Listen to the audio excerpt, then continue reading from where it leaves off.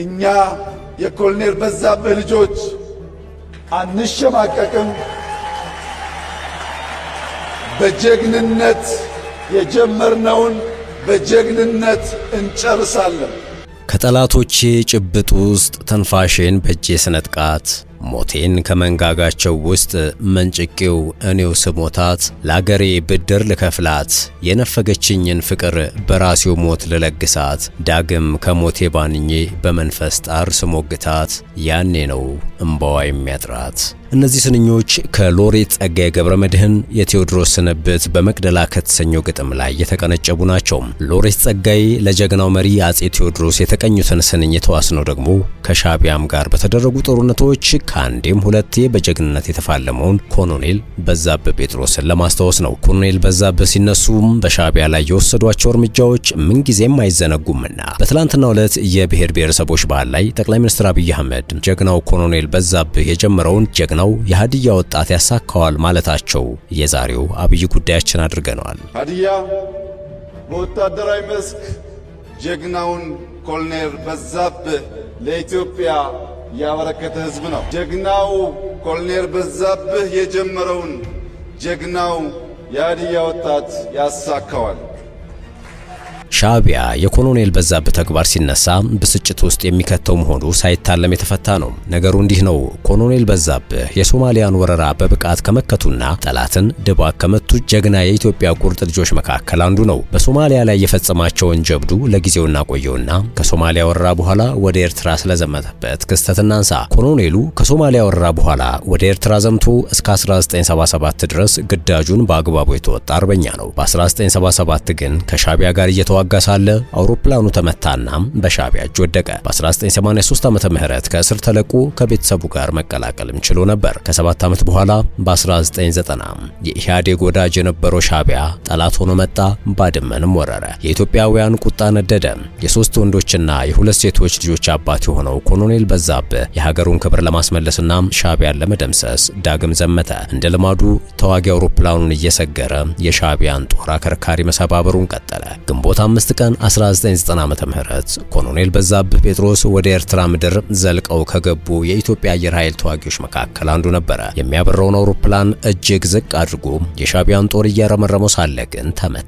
እንደገና በሻቢያ እጅ ወደቀ፣ ተማረከ፣ የሻቢያ እስረኛ ሆነ። የኮሎኔል በዛብህ ድርጊት በእጅጉ ያበሳጫቸው ሻቢያዎች ግን ከማረኩት በኋላ ምን እንዳደረጉት እስከዛሬ አይታወቅም። አሁን በህይወት የሌሉትና በኢትዮጵያ ፖለቲካ አንጋፋ የሆኑት ፕሮፌሰር በየነ ጴጥሮስ ወንድማቸው ኮሎኔል በዛብህ ጴጥሮስ በውጊያ ወቅት በኤርትራ ከተያዘ በኋላ በህይወት አለ ወይስ የለም የሚል ድምዳሜ ላይ መድረስ እንዳልተቻለ መረጃ ማግኘት አዳጋች እንደሆነ የዛሬ 5 ዓመት ገደማ ተናግረው ነበር። ሻቢያዎች በኮሎኔል በዛብህ በእጅጉ ስለሚበሳጩ ምናልባት ከማረኩት በኋላ ዓለም አቀፍን ህግ ጥሰው ገድለውት ይሆናል የሚሉ አንዳንድ ጥርጣሬዎች ይንጸባረቃሉ። ታዲያ ለሻቢያዎች የብስጭት ምክንያት የሆነውን የኮሎኔል በዛብህ ጴጥሮስን ስም ጠቅላይ ሚኒስትር አብይ አህመድ በትላንትናው የሃዲያ ከተማ ቆይታቸው ወቅት አንስተውታል። ጀግናው ኮሎኔል በዛብህ የጀመረውን ጀግናው የሃዲያ ወጣት ያሳካዋል በማለት ወዲህ ደግሞ የፕሬዝዳንት ኢሳያስ ማስጠንቀቂያ ተሰምቷል። የሻቢያው አለቃ ማስጠንቀቂያ ደግሞ በምስራቅ አፍሪካ ቀጠና ሌላ ውጥረትን የሚያባብስ እንደሆነ እየተነገረ ይገኛል። የፕሬዝዳንት ኢሳያስ ማስጠንቀቂያ ምን እንደሆነም ወደ ኋላ ላይ እንመለከተዋለን። ሰላም፣ እንዴት አላችሁ የተከበራችሁ የሸገር ታይምስ ቤተሰቦች? በዚህ ጥንቅራችን በትላንትናው የሆሳዕና ከተማ የብሔር ብሔረሰቦች በዓል ላይ ስማቸው ጎልቶ ስለተነሳው ኮሎኔል በዛብህ ጴጥሮስና የጠቅላይ ሚኒስትሩ ንግግር ይዘት እንዲሁም የፕሬዝዳንት ኢሳያስ ማስጠንቀቂያን የምንቃኝ ይሆናል። አብራችሁን ቆዩ።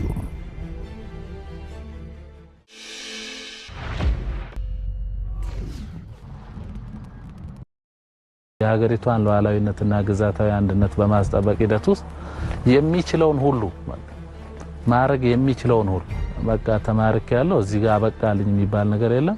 አሁንም እኔ እንደውም ሳስበው እድሉ ኖሮና በህይወት ካለ ተመልሶ ቢመጣ ተመልሶ የሀገሪቷን ሉዓላዊነትና ግዛታዊ አንድነት በማስጠበቅ ሂደት ውስጥ የግሉን ሚና እንደሚወጣ አልጠራጠርም። ቀደም ሲል ቀንጨብ አድርገን እንደተመለከትነው በዋቻሞ ዩኒቨርሲቲ የፖለቲካ ሳይንስ መምህሩ ሙሉ ዓለም ኃይለ ማርያም እንደተናገሩት ከኮሎኔል በዛብህ ጴጥሮስ ትውልዱ የሚማረው በርካታ ጉዳይ አለ። ሀዲያ በውትድርና መስክ ለኢትዮጵያ ካበረከተቻቸው የሀገር አፍቃሪ ልጆች መካከል አንዱ የሆነው ኮሎኔል በዛብህ ጴጥሮስ ታላቅ አርበኛ ነው። በ1944 የተወለደውም ኮሎኔል በዛብህ በኢትዮጵያ አየር ኃይል ውስጥ ለሀገራቸው ክብርና ሉዓላዊነት ተደጋጋሚ መስዋዕትነትን ከፍሏል።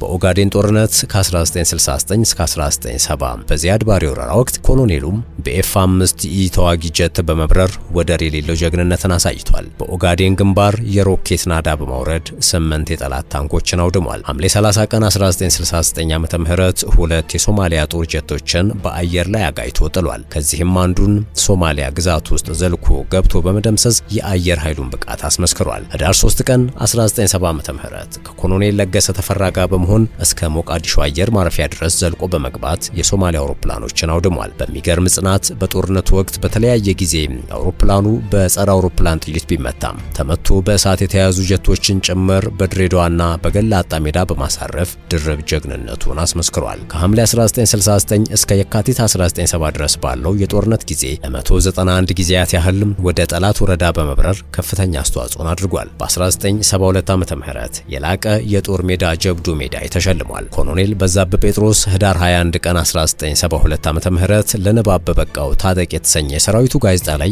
በሰጠው ቃለ ምልልስ እኛ ብንሞት ሌላው ሰው ይተካናል፣ መተኪያ የሌላት ሀገር ከሞተች ግን ተተኪው ትውልድ ስለሚሞት ዋጋ አይኖረውም፣ ከሀገር ወዲያ ሌላ መኖሪያ ዋሻ ስለሌለ በሀገርና በነጻነት ጉዳይ ምንም ቀልድ ሊኖር አይችልም ማለቱ ምንጊዜም በታሪክ ይወሳል። ይህ ጀግና ታዲያ ከሻቢያ ጋር በነበረው ውጊያ ብዙ ኪሳራ እንዳደረሰባቸው የሚያስታውሱት እነ ኢሳያስ በእጅጉ ይበሳጩበታል። ትላንት ጠቅላይ ሚኒስትር አብይ አህመድ በሆሳና የተናገሩት ንግግር ደግሞ ከቀይ ባህር ጋር ተያይዞ ውጥረት የነገሰበት ለሚመስለው ለኢትዮ ኤርትራ ጉዳይ ሌላ ትኩረት የሚስብ ሆኗል። ኮሎኔል በዛብህ የጀመረውን የኢትዮጵያን ሉዓላዊነትና ግዛትን የማስጠበቅ እርምጃን የሀዲያ ወጣቶች እንደሚያሳኩት መገለጹ ለኤርትራ ራስ ምታት ቢሆን አይገርምም።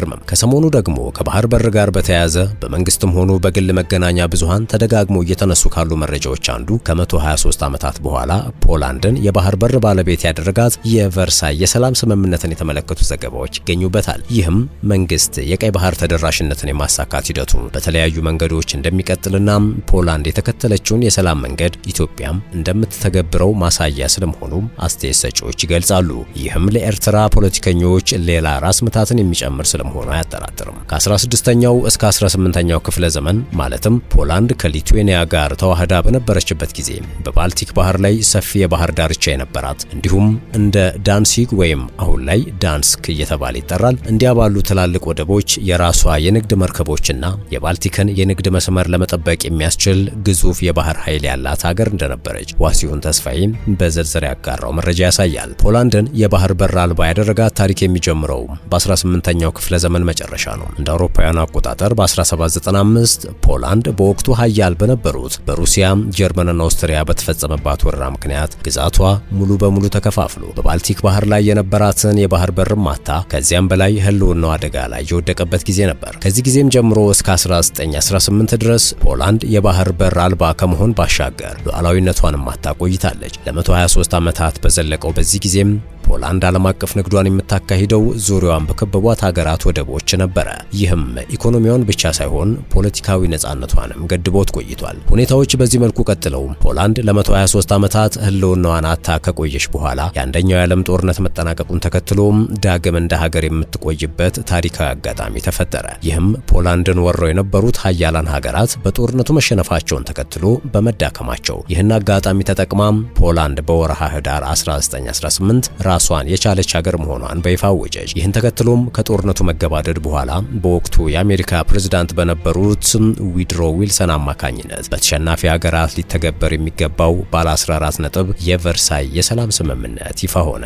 ይህ የቨርሳይ ስምምነት ካካተታቸው 14 ነጥቦች አንዱ ፖላንድ የባህር በር ሊኖራት እንደሚገባ የሚገልጽ ስለነበረ የፖላንድ የባህር በር ጥያቄ ህጋዊ መሰረት ሊያገኝ ቻለ። በዚሁ መሰረት ፖላንድ የባህር በር እንድታገኝ ያስቻለው ውሳኔ በ1919 1949 በቨርሳይ የሰላም ስምምነት አማካኝነት ሆነ። በስምምነቱ መሰረት በጀርመን ግዛት ስር የነበረውን የፖላንድ ኮሪደር የሚባለውን ጠባብ የመሬት ክፍል ለፖላንድ ተሰጠ። ይህ ኮሪደር ፖላንድን ወደ ባልቲክ ባህር በቀጥታ በማገናኘት ከ123 ዓመታት በኋላ የባህር በር ባለቤት እንድትሆን አስችሏታል። በቨርሳይ ስምምነት መሰረት ለፖላንድ የተሰጠው የመሬት ክፍል የፖላንድ ኮሪደር በመባል የሚታወቅ ቢሆንም ዋና ታሪካዊ ወደብ የሆነችው ዳንስክ ወይም ዳንሲግ በጀርመን ተጽዕኖ ስር ነፃ ከተማ ተብላ እንድትመራ ተወስኖ ነበር። ፖላንድ በዚህ ውሳኔ መሰረት በዳንስክ ወደብ መጠቀሟ ሊያደርስባት የሚችለውን የኢኮኖሚና የፖለቲካ ጥገኝነት ለመቀነስ በ1921 ዓመተ ምህረት በኮሪደሩ የባህር ዳርቻ ላይ ትንሽ የአሳ ማስገሪያ መንደር የነበረችውን ገዲኒያን ወደ ዘመናዊና ግዙፍ ወደብነት ለመቀየር የልማት ፕሮጀክት ጀመረች። በጥቂት ዓመታት ውስጥም ገዲኒያ የፖላንድ ዋነኛ የንግድ መስመር ሆነች። ከዚህ በኋላም በሁለተኛው የዓለም ጦርነት ማብቂያ በዓለም አቀፍ ደረጃ በተካሄደው የድንበር ማካለል ምክንያት ጀርመን የምስራቅ ድንበሯን በመቀየሯ በዚህም ፖላንድ በባልቲክ ባህር ላይ ሰፊ የባህር ዳርቻ በማግኘቷ በአሁኑ ወቅት ፖላንድ በባልቲክ ባህር ላይ በግምት 440 ኪሎ ሜትር የሚሆን ቀጥተኛ የባህር ዳርቻ ባለቤት ናት። ዛሬ ላይ በዘመናዊ መልኩ የተገነቡት እነዚህ የፖላንድ ወደቦች ሀገሪቱ በአውሮፓ በባህር ላይ ትራንስፖርት ዘርፍ ወሳኝ ሚና እንድትጫወት አስችሏታል። ፖላንድ ከ123 ዓመታት በኋላ ከዜሮ እንደገና ያደራጀችው የባህር ኃይሏም በአዳዲስ ባህር ሰርጓጅና ዘመናዊ ፈንጂ ጠራጊ መርከቦች ተደራጅቶ በባልቲክ ባህር የሀገሪቱንና የኔቶን የባህር መዳረሻዎችና የኢኮኖሚ ጥቅሞችን የመጠበቅ ብቃት ያለው ግዙፍ ተቋም መሆን ችሏል የሚል ነው ከሰሞኑ በስፋት በሀገራችን እየተሰራጨ ያለው መረጃ። ይህ በተለይ በመንግስት መገናኛ ብዙሃን ጭምር ትኩረት የሳበ መሆኑ ታዲያ ለኤርትራ እንደማይዋጥላት መገመት አያስቸግርም።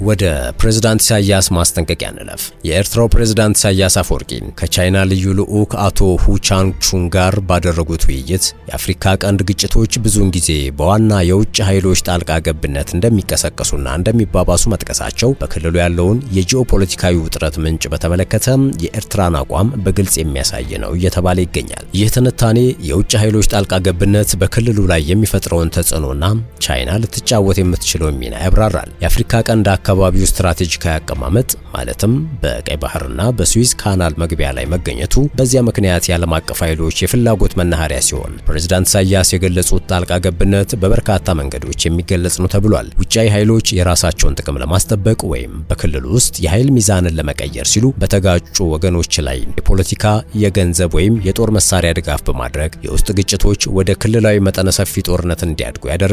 የውጭ ኃይሎች በዲፕሎማሲያዊ መንገድ የራሳቸውን አጀንዳዎች በአፍሪካ ሀገራት ላይ ለመጫን መሞከራቸው የአፍሪካ ሀገራት ሉዓላዊ ውሳኔዎችን በራሳቸው እንዳይወስኑም እንቅፋት ይፈጥራል። የውጭ ኃይሎች በድርድር ጠረጴዛ ላይ የተለያዩ አቋሞችን በመደገፍ የግጭት አፈታት ሂደቱን ማወሳሰብና ዘላቂ መፍትሄ እንዳይገኝ እንቅፋት መፍጠር በትንታኔው የተነሳ ነው። ፕሬዝዳንት ኢሳያስ ለቻይናው ልዩ ልዑክ መልእክት ማስተላለፋቸው ኤርትራ ቻይናን ከምዕራባውያን የተለየች ገንቢና ጣልቃ ገብነት የሌለባት አማራጭ አጋር አድርጋ እንደምትመለከት ያሳያል የሚሉ አስተያየቶች እየተሰጡ ነው። ቻይና ከአፍሪካ ጋር ያላትን ትብብር በአቅም ግንባታ ወይም ካፓሲቲ ቢልዲንግና በራስ መተማመን ወይም ሰልፍ ሪሊያንስ ላይ ማድረጓ አፍሪካ ከውጭ ኃይሎች ጥገኝነት እንድትወጣ ይደግፋታል። ቻይና በባህላዊ የውጭ ፖሊሲዋ በሌሎች ሀገራት የውስጥ ጉዳይ ጣልቃ ለመግባት መርህን ትከተላለች። ፕሬዝዳንቱም ቻይና ይህንን መርህ ተከትላ ግጭቶችን ለመፍታት መረጋጋትንና ኢኮኖሚያዊ ትስስርን በማበረታታት አዎንታዊ ሚና እንድትጫወት ጥሪ አቅርበዋል። በዚህ የኤርትራ የፖሊሲ ፍላጎት የፕሬዝዳንቱ መግለጫ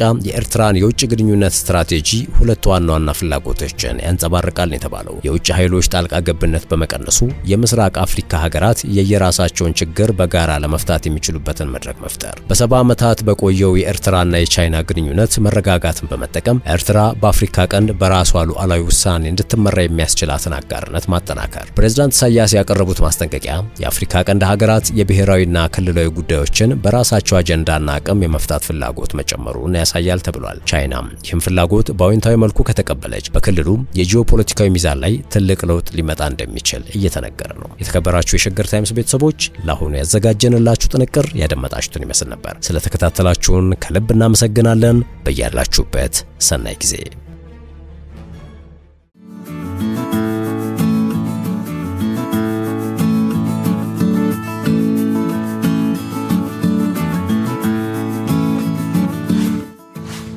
ሸገር ታይምስ ሚዲያን ሰብስክራይብ በማድረግና ደወሉን በመጫን ይከተሉን።